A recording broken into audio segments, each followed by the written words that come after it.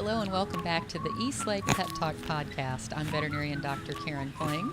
Hello, everyone. I'm Dr. Will McCauley, and welcome back. This is our 24th episode. We've actually got a lot of viewership. Some of our shows have topped 11,000. Isn't that what you're saying? Amazing? That's great. Yes. Also, cool news. If we get 50 more subscribers on our YouTube channel, we actually will be able to put on to iHeartRadio. So if you haven't subscribed or your friends watch the podcast and they haven't subscribed, go ahead and click on the link and help us get on to a new modality onto iHeartRadio. If you prefer to listen in the car, of course, you can always find us on iTunes. Go search for East Lake Pet Talk Podcast. And if you want to get in touch with us, you know how to do it. Call us and give us a voicemail at 972-808-6038 or shoot us an email at podcast@welovepets.net. We'll be able to pass along information like the fun stuff that happened this weekend. Right. A lot of fun this past weekend. We had the Painting Paws Gala, and what that was an event where dogs had created all sorts of artwork a few weeks earlier, and then we actually made that auction available for sale. We had lots of dogs and cats here for adoption. It looked like a blast. It was a blast and a perfect evening, and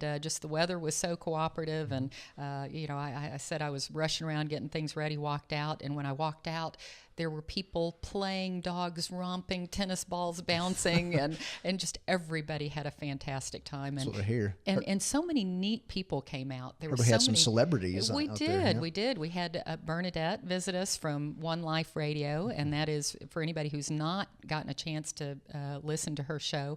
It's a nationally syndicated show that airs in over 8 markets, and with more markets being added every day. And her show is all about health and wellness and lifestyle.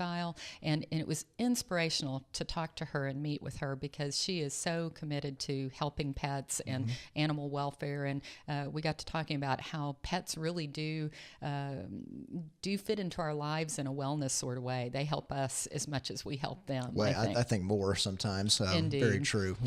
Talking about keeping yourself happy and pets happy. I know allergy season has kicked in. In the previous show, we kind of teased that we were going to talk about allergies a little bit today. Right. So, mine are tearing me up, so your pets may be tearing you up. So well, you may be really ready to talk about that today. You know then. It. Yeah, exactly. When people talk about pet allergies, we usually see that manifest as allergies of the skin. So when, right now my nose is stopped up, I get, nasal allergies, but pets a lot of times will show skin allergies. So they'll itch, they'll get bad rashes, sometimes up to hives. And so it's important to remember that they need some relief just like we do. And the way I like to talk to my patients or my clients about it is that there's 3 big causes of this itchy allergic reaction. It's parasites, diet, and environment. And we have ways to treat all that, but we have to rule those out in that order. So we have to make sure that there's no fleas, there's no ticks, mites, lice, anything like that. Easily taken care of with some of the products we've mentioned before on the show. Right. Stuff to kind of take care of that. That's the easy one and to fix. Even if you have other sorts of allergies, kind of that hay fever of the skin sort of syndrome, if you have fleas on top of that, then the fleas or any kind of ectoparasites make the skin allergy symptoms that much worse. So it may not be just a flea allergy, but that's number one. That's the biggest one you got to knock out first. Really take care of that. Yep. No ectoparasites. Ectoparasites, that's right. The second one is dietary, actually. So a lot of pets will have allergies to certain things in the diet.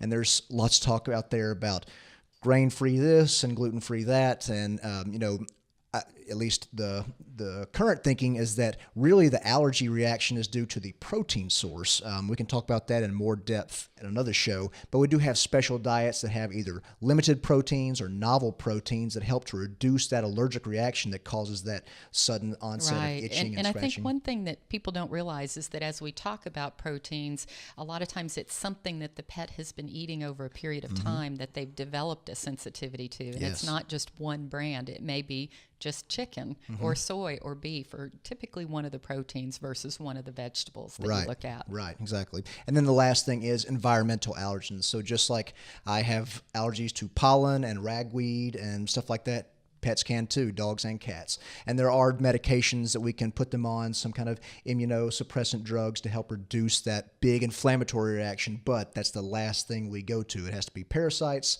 then diet, and finally environment. Right, and there's some really exciting ways to treat the true, what we call atopy, or the hay fever of the skin syndrome. And there's anything available from allergy shots, just like people do, and that's more of an immunotherapy versus an immunosuppressant.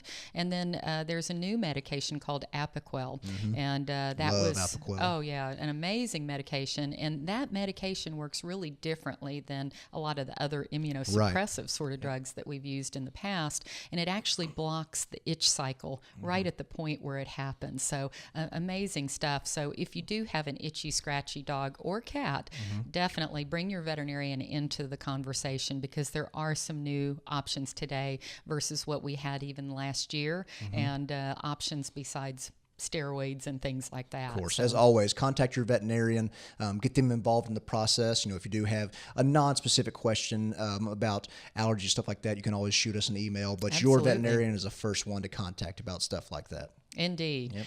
Well, and besides allergies, what else is new in your world? So people have been clamoring for an update on Piggy Azalea. I think Yes. she made an appearance on a show maybe a couple months ago, and we were trying to find her a home at that time, and she has found a home, and it is with me. I am Proud foster proud failure. foster failure.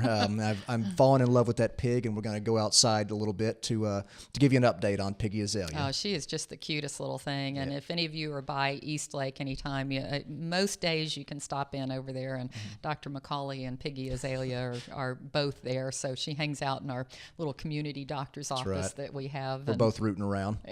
rooting around. Yep. Let's go outside and check out. Okay. So as you can see, we're checking in here with Piggy Azalea. She hasn't grown much, but she has gotten a little taller. But I think this is going to be about as big as she gets for the rest of her adult life. So she is a true micro pig. Just know that if any of you are planning on getting a pig as a pet, know that there are some things you need to consider. They love to root with this powerful little snout of theirs, and so be sure that the water bucket is heavy enough to be keep it from being turned over. Be sure that anything you don't want them in is off the floor, because they will get into it. They're tough, smart, determined little creatures. Like I say, she is eating a lot of grass right here. Pigs are omnivores just like humans are. I feed her a mixture of commercial pig food, lots of fruits, lots of vegetables. Every now and then she'll get a little Oreo as a treat, but the big thing is keeping the weight off, just like on dogs and cats. Pigs make great pets, and if you do have any questions about it, send me an email at podcast@welovepets.net.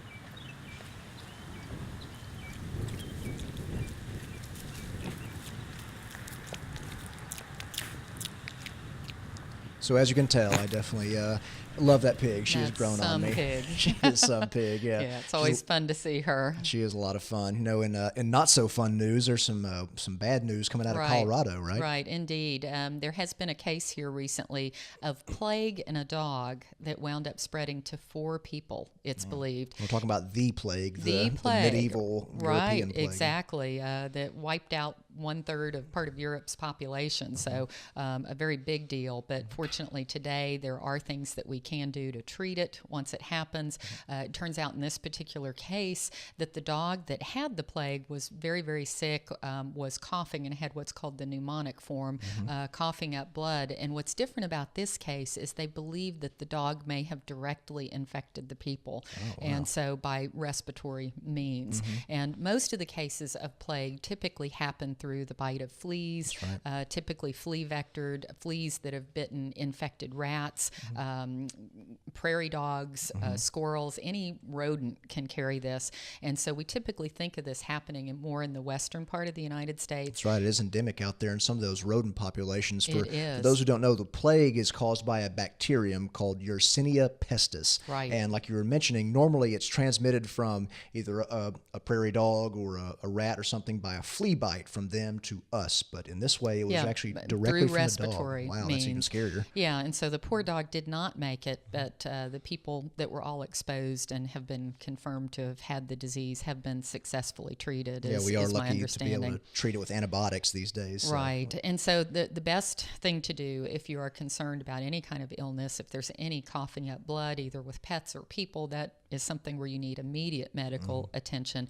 And of course, since this is heavily flea vectored, that is a reminder that fleas are something that we can prevent in our pets. So by doing safely monthly applied or administered medications, we can keep our pets safe. So keep pets safe and ourselves and our safe. families. Yeah. Amen. So this news story just backs that up. Right, absolutely. And so in other news, it's almost Mother's Day. I know. We've got Mother's Day right around the corner. That's right. I'm already planning my my Mother's Day gift. It will be my mom helping me to move in. So happy yes. Mother's Day, Mom. Yeah, look forward to that. Yeah, I thought you were going to say a new puppy or kitten. No, not this time. But if that is an idea, you know where to get them. Elpo, the East Lake Pet Orphanage, we're actually having Mother's Month at Elpo. That's so right. There's been a big influx of kittens and puppies, but all those kittens and puppies come with a mother. Yes. And so that's Can't what we talk. forget about Mom. We talk all the time about a lot of these kittens and puppies, very cute, very lovey, but their moms are too, and they need homes just as well, Right. just as much. And so right now at East Lake Pet Orphanage, the Mother's Day or the Mothers for Mother's Day have a half-off adoption special. Yes. So If you're looking that's a good thing. Yeah, if you're looking for a dog or a cat, not so much for a Mother's Day present, but if you think you want to bring a dog or a cat into your life, come check us out. Check out one of our very lovable mothers at Elpo. Right, and you can log on to elpo at elpo.org and check out a great new adoptable mom pet. So Fun to have that event up there. Yeah. We have lots of events. We have a really fun event coming up this weekend, actually. We had one last weekend, one this weekend. This is going to be a good one, too. yes, we've got Wine on the Roof coming up, and so that's exciting. Wine on the Roof is our single biggest event every year to help the homeless dogs and cats of East Lake Pet Orphanage. And you can also log on to the website at elpo.org to get your tickets right now. So be great food, wine tasting, a silent auction, a live auction, and just lots of fun. And it is actually on the roof. Our clinic actually has a flat turf grass covered roof that we Right. bring everybody up to. It's a great So time right up there. upstairs, downstairs. So if you don't like going up high, you can set up down right by the front stage. You can have So wine on the either floor way. too. Yeah. Wine on the floor, Yep. either way. So lots of fun Yeah, at check that us event. out and come out and check that out. Yeah, and you're planning a lot going on all at one time. So we've got Wine on the Roof coming up. We just got finished with Painting Paws, and you're moving in the middle of all this. Is that right? I am. I'm moving to a new house, and I'm looking forward to catifying it. What the book we talked about in a previous episode by Yes. Jackson Galaxy. Right, It and- talks about all about cat enrichment, ways to set your house up where they have walkways or things to climb on. It really helps with a lot of behavioral problems and makes them just more adjusted, less anxiety, just like some of the fun stuff we have here. Right. And I tell you what, Kate Benjamin, who was a part of that book with Jackson Galaxy, I've met her recently and found her so inspirational. And she talks about a lot of products that are similar to these things that we have sitting around here. But basically what these are all feeding enrichment toys for cats. And studies show that probably 1 in 5 pet owners thinks their cat is obese. So that's only about 20% of all cats. But the reality is 3 out of 5 or 60% of U.S. cats are too fat. And Yep. so I've got a chubby cat at home myself, and so this resonated with me. So Right. there are a lot of things we can do, and the younger cats really like toys like this one that are much more complicated, where the food kind of right. drops out like this, and there are different size holes you can use up here depending on the size of the kibble or the level of complexity. But then you have older cats that don't like to work as hard. So some of the setups like these here, where you actually, kind of paw the food out, or some of these little flying saucer type toys for treats, really work quite well.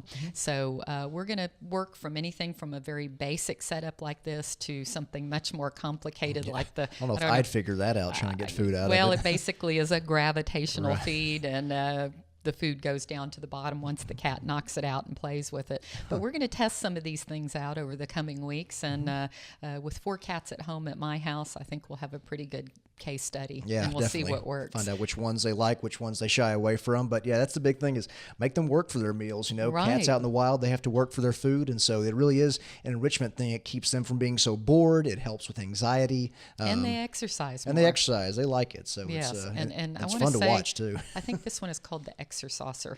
Exercaucer, yeah. And it's entertaining for us too. I Yes, love watching indeed. this So we're stuff. looking forward to testing all of these things out. That's so lots right. of fun, Yep. more exercise, let the cats lose weight and be healthier, so that hopefully you're 2 out of the 5. Better all around. Yep. Yes, indeed. On next week's show, we're going to talk about pet exercise, this kind of stuff, but also exercise for dogs. It's getting to the summer months. You want your dog to be in good bikini shape, but to also keep in mind that we can push them too far. Sometimes we see heat stroke in these Indeed. dogs that go out and run around too much. And what's interesting is actually at this time of year, before the temperatures really warm up and get super hot, you know, in Dallas, you know, we a lot of times go above the triple digits, but actually when we're in upper 80s, lower 90s, we see more heat strokes than even later on into the summer. And I think it's just because our dogs are not in condition for this warmer weather we're starting to get. And the owners don't realize how hot it can get running around out there in 80-degree weather with a full fur coat on. Exactly. So there's fur coat, there's heat stroke, and then their little paw pads. Sometimes they can get burnt paw pads. Yep, lots to talk about on next week's show. But we do welcome you, or thank you for joining us on this episode, our 24th. Remember to subscribe to our YouTube channel so we can get on iHeartRadio. For Dr. Karen Fling, I'm Dr. Will McCauley. This has been East Lake Pet Talk Podcast. Thanks so much.